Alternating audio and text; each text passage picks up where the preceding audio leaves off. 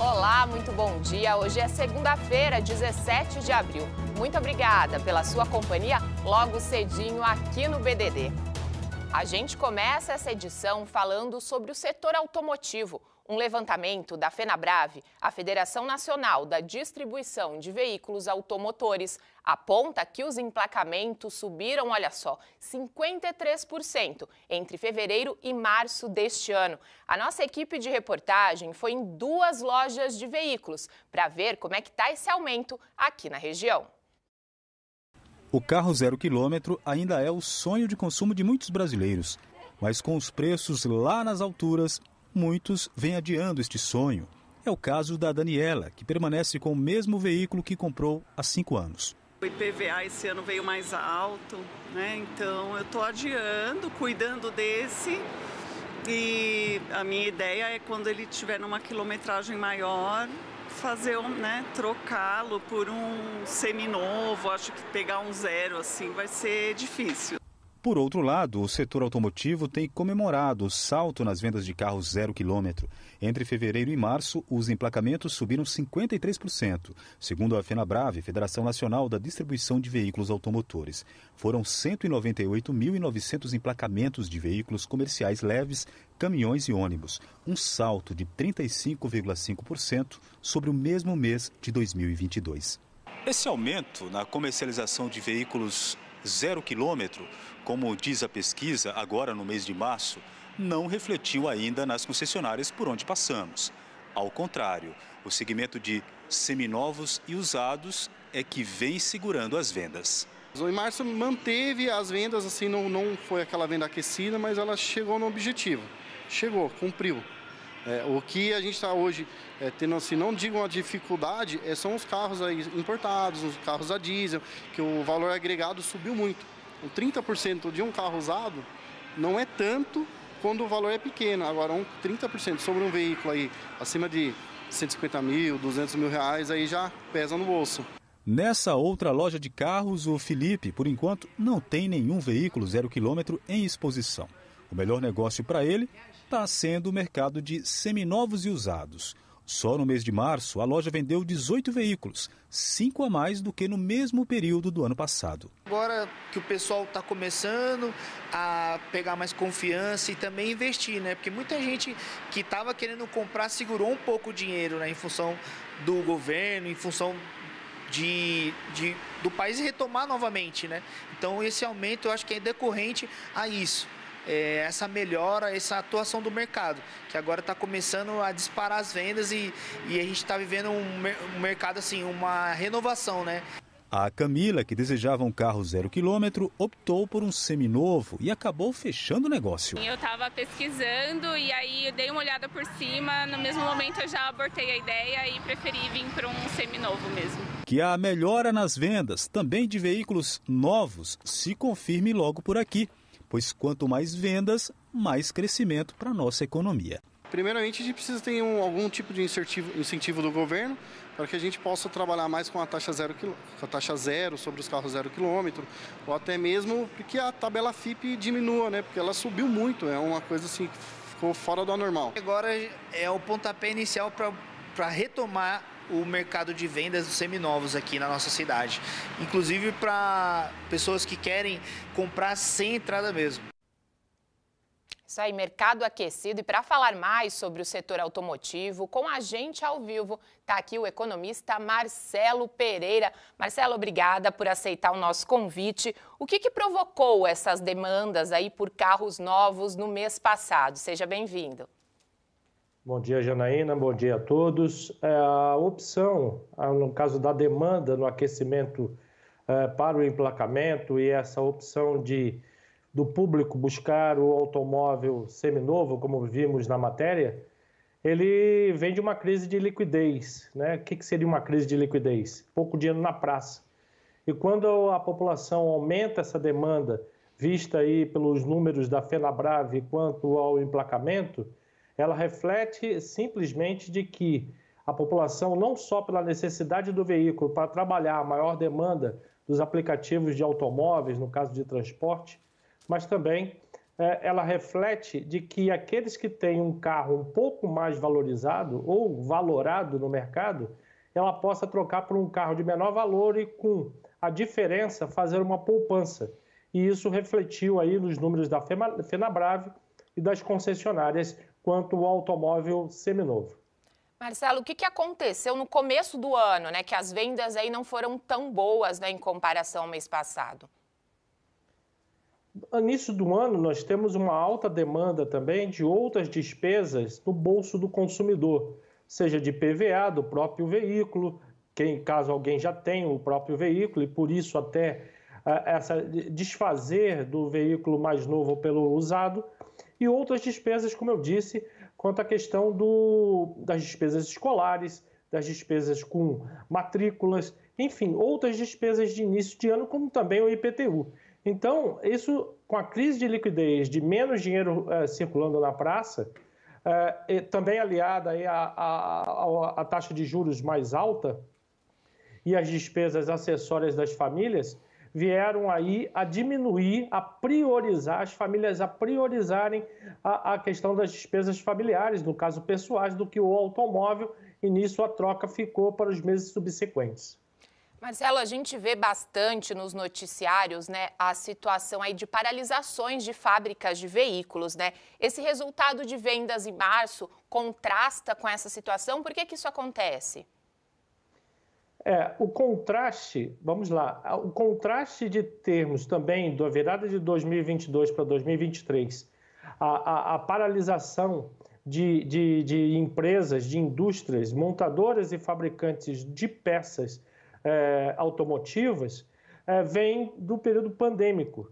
Nós tivemos várias quebras de cadeia de abastecimento na área de autopeças e isso inviabilizou e encareceu a parte dos automóveis. Refletindo agora, essa constatação agora das placas, nas mudanças e o aumento da demanda pela troca de placas, vem dar um alento e uma perspectiva de se a taxa de juros vier a reduzir e diminuir o risco sobre crédito, quer dizer, aumentando a possibilidade, o acesso ao crédito e diminuindo o valor do dinheiro, possa haver a crescer também o estoque de automóveis vendidos pelas montadoras. Com isso, mantendo o nível de emprego das montadoras e fazendo aí a retomada do carro novo.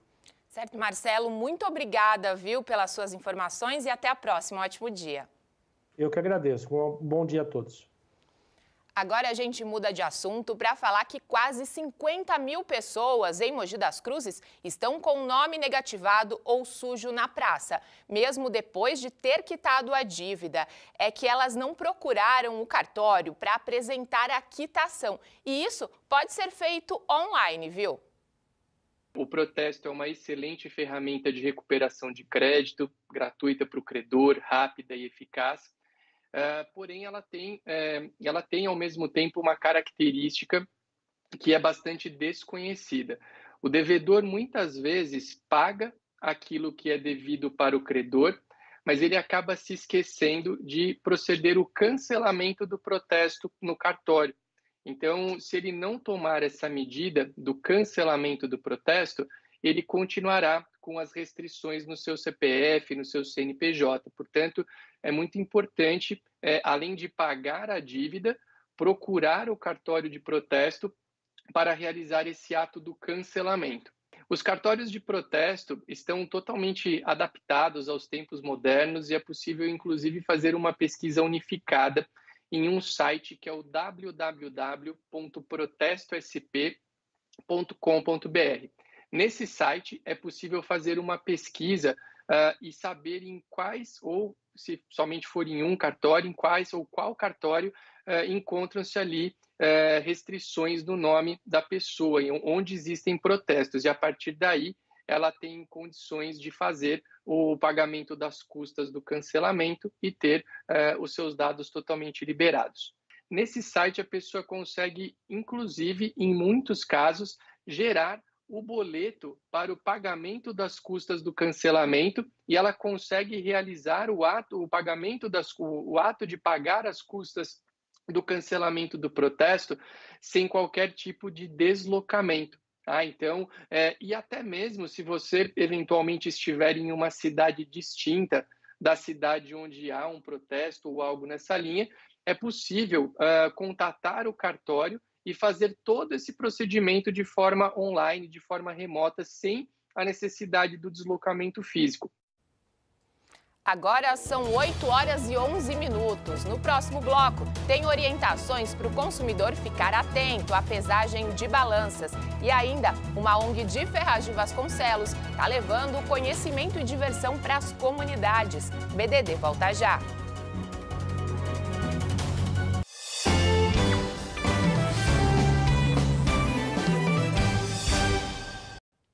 BDD de volta com notícia triste. Hoje acontece o enterro do último expedicionário mogiano, que foi combatente da Segunda Guerra Mundial. Ele morreu ontem aos 101 anos. Paulo Pereira de Carvalho estava internado no Hospital Luzia de Pinho Melo, em Mogi das Cruzes, depois de sofrer uma queda e fraturar 2 costelas que perfuraram o pulmão dele. No nosso G1 tem a história do ex-combatente que nasceu em Cristina, Minas Gerais e se mudou para Mogi das Cruzes aos 12 anos. Em entrevista ao G1, a filha dele, Elizabeth Brasil de Carvalho Nogueira, lembrou das histórias que o pai contava sobre a Força Expedicionária Brasileira. Para conhecer, dá uma passadinha lá no nosso G1. Fica aqui os nossos sentimentos à família e aos amigos. E o IPEM, o Instituto de Pesos e Medidas do Estado de São Paulo, está orientando sobre como que os consumidores devem ficar aí atentos às balanças na hora de comprar os produtos que precisam ser pesados. Anne L. Santos está ao vivo, tem as informações para a gente. Anne, bom dia. Quais são as principais dicas aí para o consumidor ficar bem alerta, né?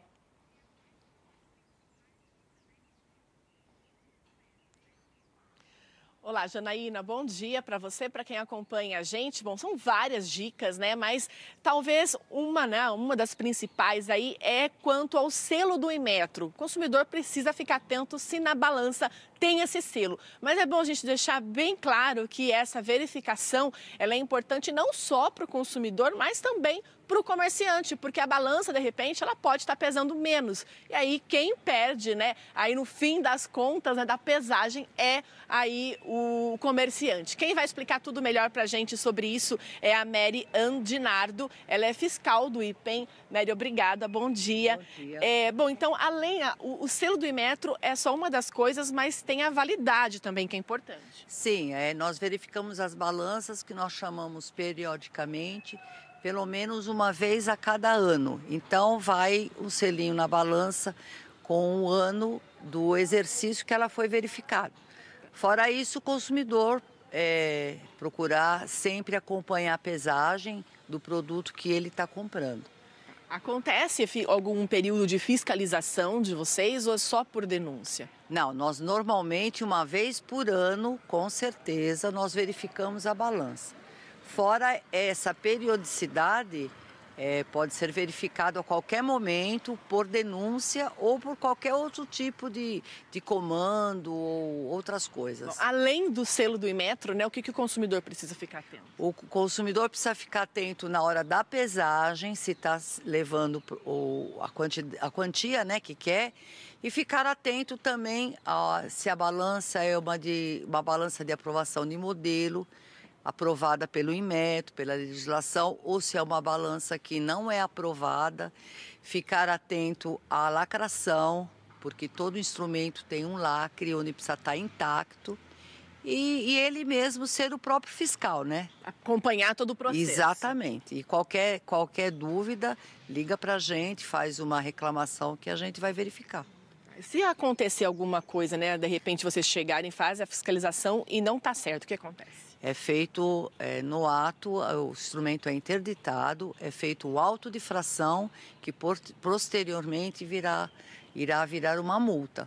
E a multa é de acordo com o histórico do estabelecimento e a irregularidade que foi encontrada na hora. Bom, além, você falou ali, de acompanhar todo o processo, a balança tem que estar visível, Ah, sim, isso é muito importante. O consumidor tem que ter pleno acesso as inscrições obrigatórias da balança e acompanhar todo momento a pesagem que é feita na hora. Tá certo, então. Isso é muito importante, viu? Tá certo. Muito obrigada, viu, pelas suas orientações. Olha só, então, se o consumidor, né, encontrar aí ou suspeitar, de repente, de alguma irregularidade, anota um telefone, então, para informar o IPEM. A ouvidoria, o telefone é 0800 013 0522.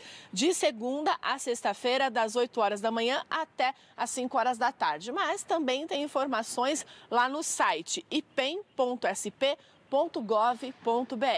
Janaína, é com você. Muito obrigada, Anne. Sempre bom começar a semana com essas orientações. Um ótimo dia de trabalho para você. Começo de semana preguiçoso, né? Com tempo fechado e temperatura mais amena. Daqui a pouco a gente vê então os detalhes da previsão do tempo. Antes, vamos lá para fora, ó, ver como é que tá o tempo aqui na região. A gente vê imagens aí de Jundiapeba, né? Tempo tava nublado, agora tá abrindo um pouquinho o sol. Essas imagens ao vivo aí, agora faz 19 graus.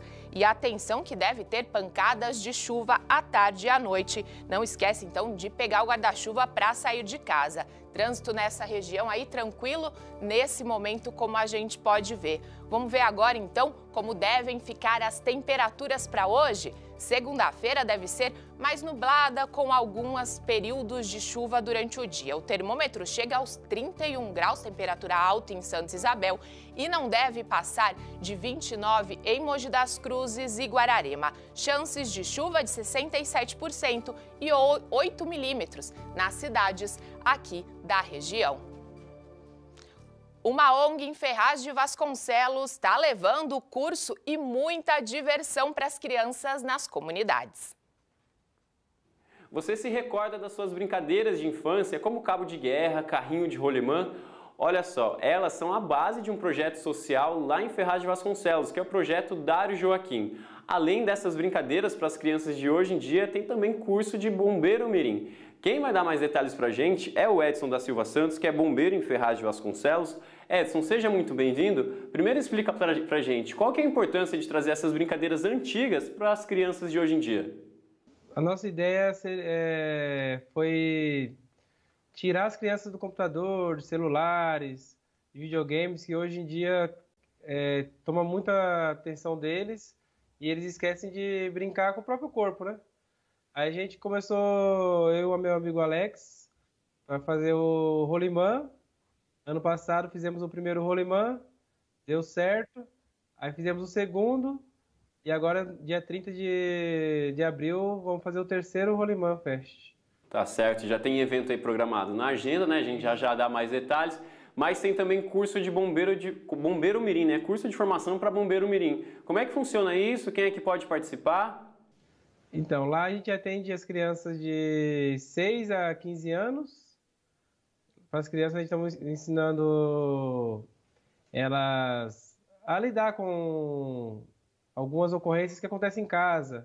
Acidentes domésticos, o amiguinho caiu, saber como acionar o 193, o 190, o 192. Certo. O Edson, e para o dia 30 que você já disse aí, tem um evento do Rolimã Fest, né? Aqueles carrinhos de rolimã tradicional que tinha muito antigamente, criançada se divertia nas ruas. Tá de volta aí com esse projeto de vocês, como é que vai funcionar? O Rolimã Fest funciona os pais, que levam as crianças, fazem os carrinhos, não tem padrão de carrinho, cada um faz seu carrinho. Um evento para a família toda, né? E após o Rolimã Fest, tem programação para as crianças também. Tem uns brinquedos, como é que vai ser? Isso, a partir do meio-dia até às 18, tem os brinquedos infláveis que a gente monta numa rua próxima onde acontece o evento. Tem entrega de doces, os brinquedos infláveis e também tem algumas recreações. Igual que você falou aí, a gente coloca um cabo de guerra para a gente poder brincar. Tá certo, Edson. Obrigado pelas informações, viu? Se você se interessou por esse projeto, né, o Dário Joaquim lá em Ferraz de Vasconcelos, pelo curso de formação de bombeiro mirim, o curso de formação acontece lá na Avenida Pedro Cardoso Xavier, número 69, na Vila São Paulo, em Ferraz de Vasconcelos. Já o evento Rolimã Fest é lá na Travessa Dom Pedro II, sem número, também na Vila São Paulo. Acontece dia 30 desse mês, das 8 horas da manhã até o meio-dia. Depois do meio-dia tem brinquedo para a criançada. Se você quiser mais informações, tanto quanto o Rolimã Fest, o curso de formação de Bombeiro Mirim e outros trabalhos feitos pelo projeto Dário Joaquim lá em Ferraz de Vasconcelos, pode entrar em contato pelo telefone 11 94466 2618. João Belarmino para o Bom Dia Diário.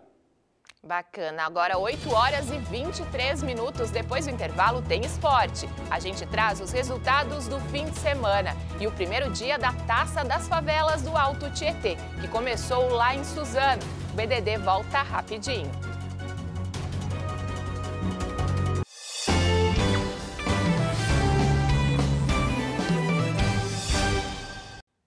BDD de volta e o final de semana foi agitado para as equipes aqui da região que não se deram bem. No sábado, o União Suzano precisava vencer o São José para se classificar para as semifinais da Série A3, mas perdeu. Fora de casa, a zaga da equipe da região deu bobeira e logo no primeiro minuto, o Nicolas abriu o placar para o São José. O empate do União Suzano saiu ainda no primeiro tempo, aos 30 minutos, com Kleber Reis. Só que aos 17 da segunda etapa, o Gustavo Henrique acertou esse belo chute e fez o segundo dos donos da casa, garantindo a vitória por 2-1 e a classificação para as semifinais. Fim da linha, então, para o time de Suzano, que se despede da Série A3 no último lugar do Grupo 3 da segunda fase, com 7 pontos.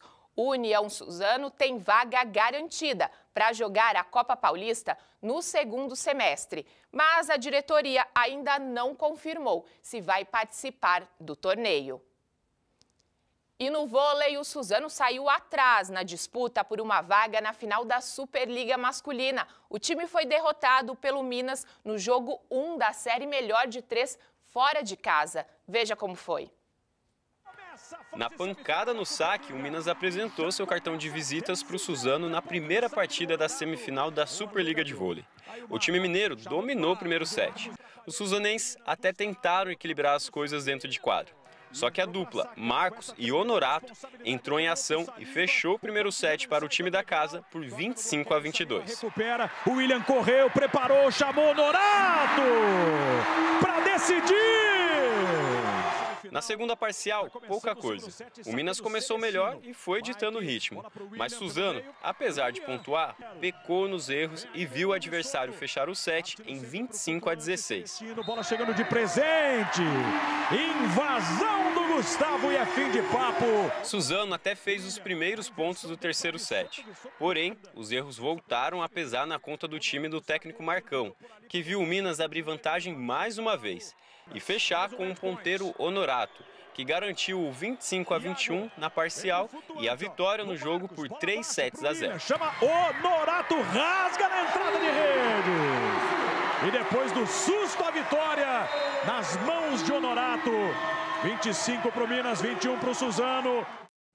Suzano e Minas voltam a se enfrentar na quarta-feira, às 6h30 da tarde, na Arena Suzano. A equipe da região precisa vencer, então, para forçar o jogo 3 e continuar viva na disputa da vaga na final. Mais detalhes no nosso ge.globo/TV Diário. E ontem teve a abertura e a primeira rodada da Taça das Favelas do Alto Tietê, em Suzano. A abertura do torneio foi no estádio Francisco Marques Figueira, o Suzanão.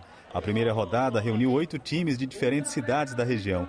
As torcidas organizadas também compareceram em peso para apoiar as equipes formadas por jovens atletas de 14 a 17 anos.